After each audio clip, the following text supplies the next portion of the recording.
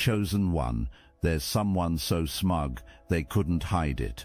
You just wiped that grin right off their face, and they had absolutely no idea it was coming. This person was certain they had stolen your light, already celebrating the version of your life they tried to dismantle. They thought their cruelty was genius, but they were wrong. Stay with me, because this collapse is the beginning of your greatest season of manifestation yet. Think about the moments when things almost came together for you and then did not. The opportunity that got close and then evaporated. The momentum that built and then stalled without a clear reason.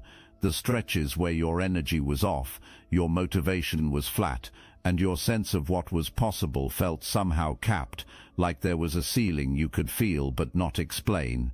You told yourself it was just a season. You told yourself to be patient. You kept going, because that is what you do.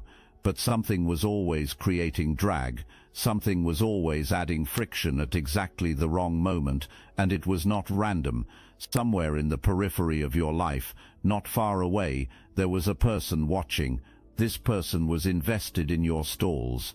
They exhaled every time your momentum broke, and tensed up every time it looked like you were about to break through.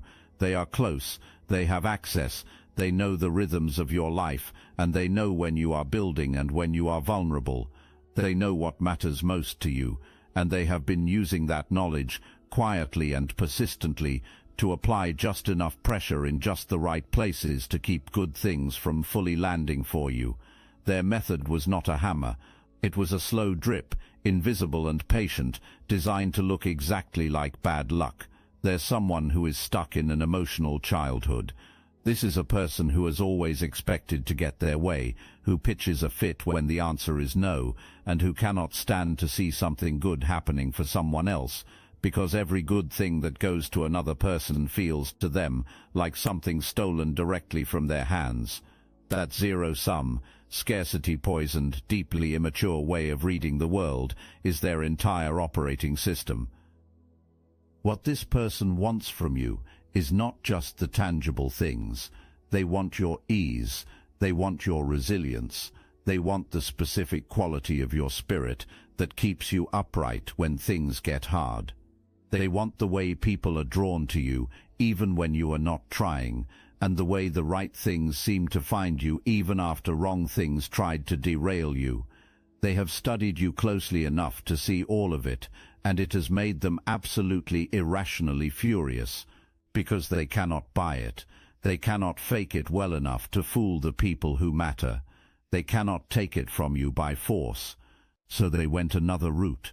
They went after the invisible architecture of your life, not the surface, not the visible things, but the foundation.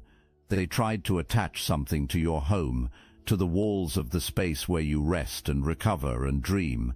They tried to introduce something thin and almost invisible, like a veil so sheer you could see through it, but still something that changes everything it settles on. What they sent carried the energy of survival mode, the feeling that there is never enough, the weight of deep ancestral lack, and that contracting, heavy, just trying to get through the day feeling that quietly kills ambition before it can fully ignite. This was not impulsive. It was deliberate and repeated, the same move tried in different forms over and over, and each time something deflected it. Something they could not see, could not identify, and could not account for stood in the way. They should have taken that as a signal. They did not. That stubborn, entitled refusal to accept that some things are simply not available to them is exactly what walked them into the worst moment of their life. Some time ago, in a quieter stretch, something moved in you. You felt a pull, an intuition, a sense that your space needed tending. Something in the energy of your home felt off balance in a way that had been present so long you had normalized it. So you did something about it. You cleared, you cleansed, you moved through your home deliberately, maybe with smoke, maybe with prayer, maybe with water, maybe with intention alone. It felt guided. It felt more like following something than initiating something on your own. You probably did not think much of it afterward. It felt right. The air felt lighter, and you moved on with your life. What you did not know in that moment is that you were being walked through the building of a shield, not through your own planning, but through guidance, through the presence that has been with you since before you had language to describe it. The ancestor, the passed-over loved one, whose wisdom and love did not disappear when their body did. They knew what was coming before you did. They knew the plan being formed in the dark, and they moved you first. That is the part of this story that should stop you in your tracks. Before the attack was even fully committed to, the defense was already in place. You were steps ahead without even knowing you were in the game. That is not luck. That is what it looks like to have real, ancient, devoted, unconditional backing from something that protects you without being asked. The attack did not fail because it lacked strength. It failed because it landed on a wall that was already there, a wall built before the attacker even finalized the plan, and the person who sent it had no idea that wall existed until they walked straight into it, in front of eyes they could not ignore. If you recognized yourself in this message, hype this video to guide other chosen ones to this truth. After all the planning, after all the rehearsing, after savoring the anticipated outcome until it felt like memory, this person stepped forward and made their move. Think of someone who has been lurking in the dark space beneath an archway where the light does not reach, watching, waiting, timing everything perfectly. When the moment arrived, they stepped forward into motion. The grin locked in place, and they were already seeing the ending they had written for you. What they did not see was who else was standing in that space. The ancestor was there, the elder, the presence with the quiet authority and the kind of love that has been tested by everything a human life can throw at it, and came out the other side, not bitter but sharper, not cold but completely clear. This is a presence that has walked every chapter of your story and already knows every chapter still ahead. That presence looked at what was happening and spoke. Not with fury, because fury belongs to people who are uncertain. This was the voice of someone who has already seen how this ends. Stop what you are doing. I see you, and if I can see you, others can see you too. I cannot protect you if you go past this point. It was not a long speech. It was not a negotiation.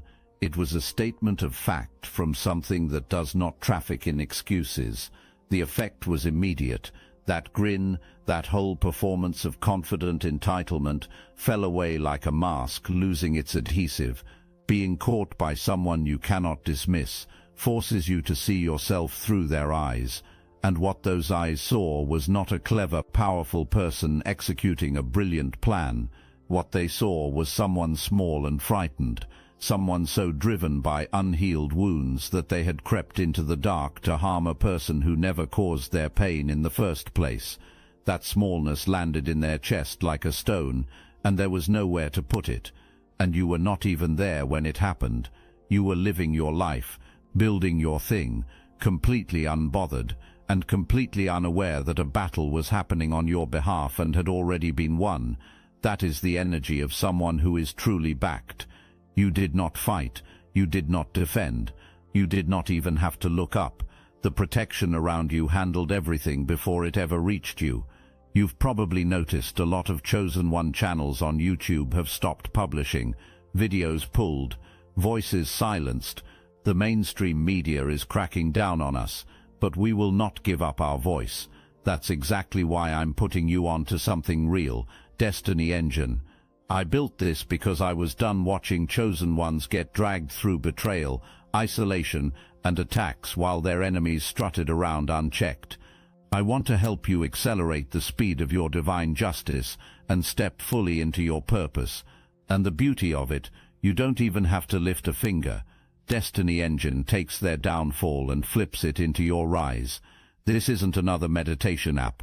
It's declassified consciousness technology, the same mind programming tools your enemies once used to install fear, competition and scarcity, re-engineered to restore your sovereignty and align you with the cooperative, upgraded operating framework. It generates personalized sequences mapped to your divine purpose. The hardest thing you'll do is put on headphones, press play, and watch your enemies keep digging their own grave. Join Destiny Engine to support your favorite channels and use it for your own rise. It's a 360 win. Start your Destiny Engine for $1 today and turn everything they did to break you into fuel for your rise. Link in the description. What was being sent toward your space was not random negative energy. It was specific and targeted.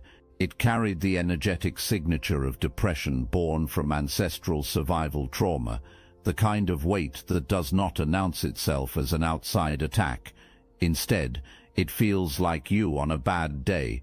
It feels like the part of you that wakes up tired for no visible reason, or like the version of you that pulls back from good things because something below conscious awareness is whispering that they will not last anyway. The design was to make that feeling your permanent weather, to take the worst version of your worst days and make it the baseline condition of your life. The intention was not a sudden blow, but slow, patient, almost gentle erosion, and to some degree it was working. Think about the times your voice felt tight when you needed to speak up. Think about the stretches when your finances felt stalled, even when you were doing everything right. Think about the flatness that settled over your days without any obvious cause. That was not entirely you. Some of that was interference pressing into the hairline cracks and widening them. It has been removed now. The clearing you were guided to do took the main anchor out, and the intervention sealed the attempt before a new layer could land. What you are standing in right now, this sense that something has shifted, even if you cannot name exactly what, is the first truly clean air you have breathed in longer than you probably realize. When someone grins like that before moving against you, they are revealing the full truth about themselves in a single image. They are showing you that they have been living inside that moment in their imagination for a long time. They rehearsed it. They visited it in their mind over and over, tasting the outcome, planning the details, building toward it like it was something to look forward to. That was their project. That was what gave them a reason to get up. Let that fully land for a moment. While you were building your life, they were building a fantasy about your downfall. Those two projects were running at the same time, in the same season. You were investing your energy into becoming something real. They were investing their energy into imagining your collapse. Now look at what each of those investments produced. Your investment is bearing fruit right now. The gift is on its way. The path is clear. You are standing in the aftermath of an attack that never landed, with your protection confirmed and your future more open than it was before any of this began. Their investment produced nothing but embarrassment and exposure. The grin is off their face. The plan is in pieces. The certainty they staked everything on evaporated the moment it met your protection. All of that energy, all of that time, all of that obsession, and they have nothing to show for any of it. This is the turning point of the entire pattern, not just this single event. Previous attempts were deflected, and previous interference was cleared. But this time, the person was seen. They were fully, completely, and uncomfortably seen by something whose authority they cannot escape or argue with. And being seen like that does something to a long-running pattern that simple deflection alone cannot do. It interrupts the private story they have been telling themselves to justify the behavior. Someone who has been operating this way for a long time carries that private story close. In that story, they are the wronged one, the overlooked one, the one who deserves more and got less, and is therefore permitted to take what they can, however they can. That story is the engine. Without it, the behavior has no fuel left. Being stopped by an ancestor, being looked at clearly by something ancient and incorruptible, and specifically personally disappointed in them, cracked that story wide open. They cannot frame that confrontation as someone else's fault. They cannot spin it into a version where they are still the one who was wronged. The ancestor does not take sides in ego battles. The ancestor simply sees the truth. They were caught doing a harmful thing in front of someone they genuinely love, someone they miss, someone whose opinion means something to them underneath all of the armor they wear. And that moment of being seen is going to reverberate for a long time. It is the kind of confrontation that does not leave quietly. It shows up in the still moments. It replays, and it refuses to be rationalized away. What they choose to do with that reckoning belongs entirely to them. But the pattern of coming at you with confidence is broken. The certainty is gone. They now know that something is watching, that the space around you is not undefended, and that the gap they believed existed does not exist. You did not have to do a single thing to produce that outcome. Your healing did it. Your clearing did it. Your faithfulness to your own becoming did it for you. Stay here for a moment with the ancestor, because they deserve to be seen clearly, not just as a protective force, but as a person who chose and keeps choosing to show up for you. This is someone who lived fully. This person saw things that would have broken most people and did not break. They carried the weight of their own life, the weight of their era, and the weight of an entire lineage, and they came through all of it with soft hands. These were hands that knew hard work and kept their gentleness anyway. Hands that held new life and grieved real loss, that labored through seasons that were not easy and still moved through the world with tenderness. This person chose you before your story even began. In whatever space exists between one life and the next, they looked at you and made a decision. They have been honoring that decision through every chapter of your life, through the visible ones and the invisible ones alike. They are not a passive or distant presence. They communicate through the clarity that arrives when you are near water. They communicate through the pull toward decisions that later reveal themselves as exactly right, even when the logic was not clear at the time. They communicate through the knowing in your gut that you have been slowly learning to trust above your own second-guessing. All those times you thought you were simply lucky, or instinctive, or accidentally wise, that was them. That was the ongoing, unbroken presence of someone who loves you across every distance and refuses to let that distance become an absence. When they stepped in front of what was coming toward you, it was not a dramatic emergency response. It was simply what they do. You are theirs, and what is theirs is defended. Honor them, speak to them, leave water or something living in their honor. Say their name out loud in a quiet room because they hear you, and they are nowhere close to finished showing up for you. Your voice was a target, not just your speaking voice, but your ability to claim space, to express your truth out loud in rooms where it matters, to declare what you need and what you will not accept, and what you are moving toward. The interference was designed in part to compress that ability. It was designed to create a tightness right at the moment of expression, to produce that hesitation before you speak, that sudden urge to soften what you were about to say, that feeling of being fully prepared, and then right at the moment of delivery, something pulling back without your permission. You may have experienced this as anxiety or self-doubt, as a flash of wondering whether what you had to say was even worth saying, or as a readiness that abandoned you at the exact wrong moment. That was not your natural limitation. That was pressure being applied to the precise point that, if held down, does the most damage to someone with your particular kind of power. Your voice carries real weight when you let it move freely. Your words land differently than most people's words do. Someone who has been watching you long enough knows that keeping your voice small was one of the primary ways they worked to keep your whole life small. The clearing addressed this. The restoration is already in motion.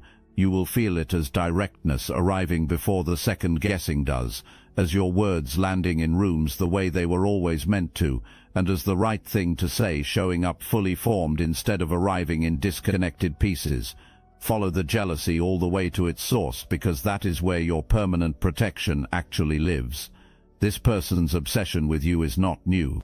If you trace it back, you can probably locate the original moment, the moment they decided you were the competition. Maybe an older person made a comparison that neither of you asked for. Maybe you were recognized for something, and this person was standing right there watching it happen. Maybe you simply moved through life in a way that made the distance between you feel, to them, impossible to close no matter what they did. That moment became a seed, and season after season it was watered by every win you had and every stall they experienced. A private map of grievance was being drawn inside them. Every good thing that came to you was recorded on that map as something taken from them.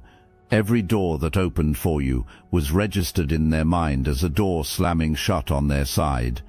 That is not how life works, but that is how a wounded, scarcity-driven mind translates what it observes. The life being built from that map of grievance is not going well. Not because the universe is punishing anyone, but because the choices made from that place of obsession and manipulation consistently push away the very things being sought. It becomes a lonely life. People drift. The harder the grip tightens, the further everything worth holding moves away. Something significant may be unraveling for this person right now, something relational or structural, something that cannot be pinned on you no matter how hard they try. That unraveling is not your concern. Your only job is to stay clear of the fallout and make sure none of it finds its way into your field. It will not. The shield is active, the elder is watching, and you are walking forward. What was being sent toward your home needed existing soil to take root in. This kind of interference does not create problems from nothing.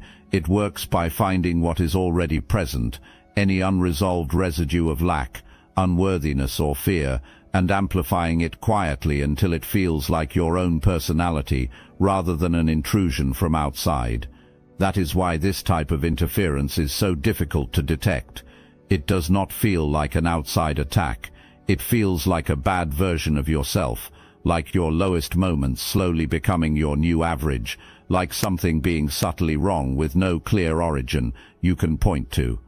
The soil they were counting on was no longer there at the depth they required. Your healing had gone further than they calculated. The exact wound they planned to amplify had been cleared to a degree they did not account for when they made their plan. They misjudged your current position because they were still aiming at the version of you from an earlier chapter of your life. You outgrew the target before they could reach it. Let that settle completely. You did not outgrow it because of this attack. You outgrew it because of every quiet, unseen, unrewarded inner choice you made when no one was watching and nothing external was validating the effort. The invisible work you did in the hard seasons is the exact reason the attack slid right off. You built that immunity with your own hands, your own courage, and your own willingness to face what would have been easier to avoid. Nobody can scheme around what you have built inside yourself. It is not attached to your circumstances, your relationships, or anything outside of you. It is in you, permanent, woven into the structure of who you are now. When this person realized the attack had produced nothing, a sequence unfolded that is worth understanding, because it tells you exactly where your power sits. The first thing that arrived was confusion. The confidence going in had been real. They had invested in this carefully and expected to see clear results in your life. The dimming, the withdrawal, the stalling of your momentum. Instead, you were fine. You were more than fine. Something in you was actually lighter than before. The confusion shifted into something harder, the specific frustration of someone who has been outsmarted by a situation they believed was fully under their control. And underneath that frustration came something they were completely unprepared for: embarrassment. Not only from the ancestral confrontation, but from the outcome itself, from the full realization that they spent that much energy on something that left absolutely no mark on you. You had already moved on before they could even confirm the attempt had happened. That is the detail that will stay with them the longest. Not that they were stopped. The thing that will stay with them is that you were unbothered, that your life kept going exactly as it was going, and that the version of you they most feared, the one who keeps building, who keeps rising, who cannot be permanently knocked down, simply continued as though nothing had been thrown at all. Because nothing landed. You are not the same target you were before you started doing the real work. The field around you is not what it used to be, and they know that now. The final indignity of the fallen grin is not just that it came off their face, it is what the empty space underneath it revealed. A person who aimed everything they had at a target that had already moved well past the reach of anything they were throwing. You were never where they thought you were, and you are further ahead of that position now than ever before. Real power is not about pretending everything is resolved when one layer remains. It is about looking at the whole picture clearly and moving accordingly. There is still something here worth addressing. It is not a crisis, and it is not a wound that compromises your protection in any way. It is more like a residue, a pattern that this person, or what they represent, can still stir in you when your guard is down. You know exactly what this feels like. It is the irritation that flares even after you thought you were finished with this particular dynamic. It is the reaction that arrives before your conscious mind can intercept it. It is something old that has appeared in different circumstances across different seasons often enough that it deserves to be named as a recurring invitation rather than a coincidence. Look past the person and look at what they represent. The entitlement, the belief that another person's gain comes directly at their expense. Does any quiet version of that belief live somewhere in you, in a corner you have not fully lit yet? Is there a fear that your good things might be taken away? Is there a sense that the life you are building might be somehow too much to hold on to? Is there a habit of staying slightly smaller than your full capacity as a form of preemptive protection? If any of that resonates even slightly, that is the root, that is the last door. Closing it completely is what removes the access point, not just for this person, but for the entire category of energy they carry. You have already done inner work that most people never attempt at all. This is one more pass, and you can go into it without drama and without urgency. The freedom waiting on the other side of this particular layer is unlike anything the previous work has produced, because this is the work that does not just strengthen the shield. This is the work that eventually makes the shield unnecessary. When there is nothing left inside you for this kind of energy to recognize as familiar, it stops arriving altogether. The things that were building for you before the interference created drag do not restart from the beginning. They resume from exactly where they were interrupted, and that can feel sudden. One moment everything feels quiet, and then the right doors start opening, the right people start arriving, and the ideas that had been sitting dormant wake up fully formed and ready to be acted on. Something belongs to you that was rerouted, something that was yours by right of your own work, your own alignment, and your own consistent faithfulness to who you are becoming, something that kept reaching an invisible ceiling. That ceiling is gone.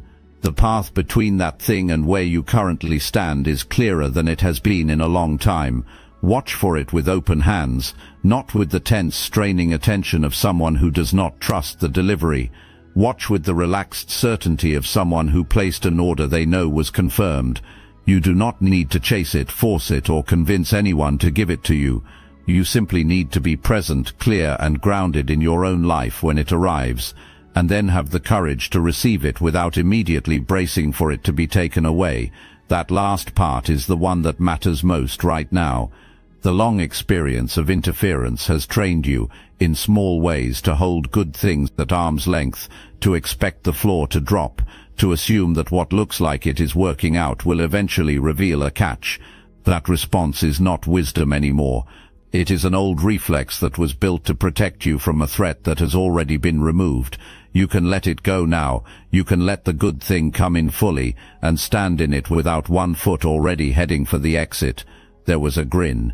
It was smug, rehearsed, and worn by someone standing in the dark beneath an archway, timing the move, absolutely certain they had found the gap in your defenses and that the outcome was already written in their favor. They stepped forward into motion, mid-stride, mid-plan, already celebrating, and they walked straight into a wall they had no idea was there. It was built by your own clearing work in a quiet season, reinforced by the love of an ancestor who has never once taken their eyes off you, and it stood between you and everything being sent your way with an authority that no amount of scheming or planning or obsessing has any power against. The grin fell off their face. It did not fall slowly, and it did not fall in stages. It fell instantly, the way certainty shatters when it meets something larger than itself, the way a performance collapses completely when the person witnessing it requires no performance at all, just honesty, and honesty is the one thing that cannot be produced. They were caught, they were seen, they were stopped, and the weight of being exposed in front of someone they genuinely love and respect will stay with them long after every other detail of this moment has faded, and you were somewhere else entirely when it happened. You were living your life, choosing again and again to keep becoming, rather than shrinking or hardening or checking out, moving forward in the faithful, ordinary, daily way that real power actually looks like. Not dramatic, not reactive, just consistent, just present, just you doing the work, trusting the guidance and showing up. That is what built the wall they ran into. Not a single ritual, not a single decision, a long accumulation of small, unrewarded, private choices to keep going, keep healing, keep your hands open, keep your eyes forward, and keep becoming the person your ancestors believed in when they chose to guard you. Your ancestors are proud, not because you are without flaws, but because you chose to keep going when stopping would have been the easier choice every single time, because you chose to pass healing forward instead of passing damage on. Because the version of you standing here right now is the direct result of choices you made in the dark, when no one was watching, over and over, to become something worth becoming. That choice is the whole reason this story ends the way it does. The spoiled one is standing in the ruins of a plan that never landed, holding a mirror they can no longer look away from. That road belongs entirely to them. Whatever they do with it is theirs to carry. Your road goes somewhere else entirely. So here is what you do now. You water the living things in your home. You sit near something green. You drink your water. You let the quiet in, and let the elder speak in whatever way they speak, through the dream, through the knowing, through the pull you feel in an unexpected direction. You stay open, you stop bracing. You receive what is coming without clutching it and without pushing it away. You are not at the end of something. You are at the beginning of the part of your life that all the hard seasons were building toward. The clearing was not the destination. The clearing was the preparation. The real chapter starts now, and this time nothing stands in the way. The grin is gone from their face. The power, the peace, the momentum, the gift, and the open road stretching out ahead of you. Every bit of it is yours. Walk into it, because you earned every single step.